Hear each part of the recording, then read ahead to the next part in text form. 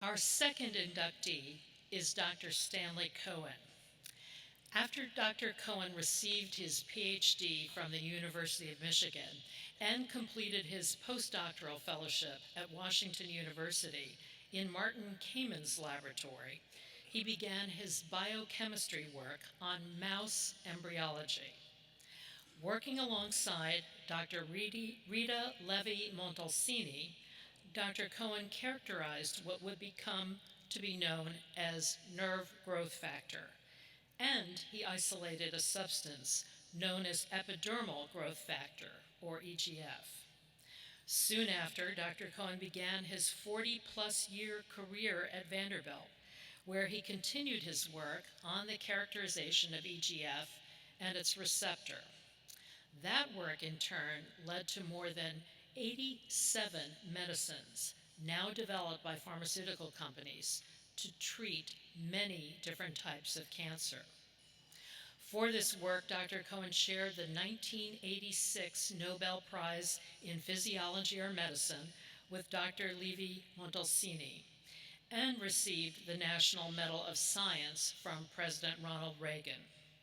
His work is still celebrated today as thousands of Americans can receive the treatment they need through these essential medications that have come from his work.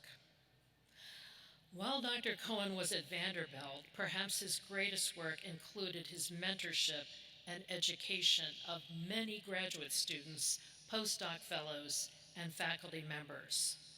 Please welcome now presenting sponsor, Medcare Investment Fund's Chairman and CEO, Dr. Harry Jacobson, to the stage as he presents the award for Dr. Cohen to Marlene Jayne, Dr. Cohen's personal friend and colleague, and gives her the induction award.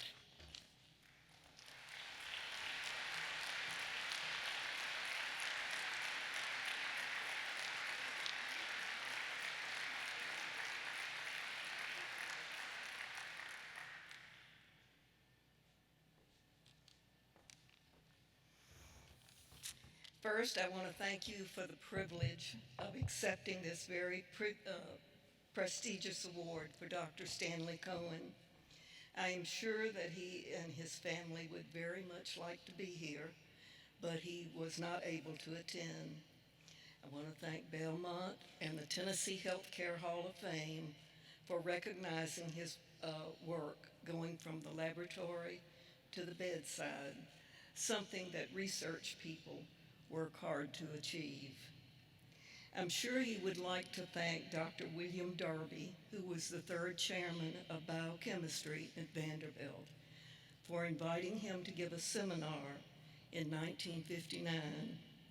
Stan told me that immediately after the seminar, Dr. Darby offered him the position of assistant professor of biochemistry, and he remained with the department until he retired.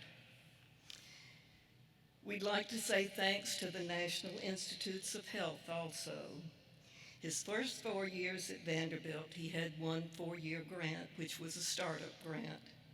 When it expired, he received a grant number 007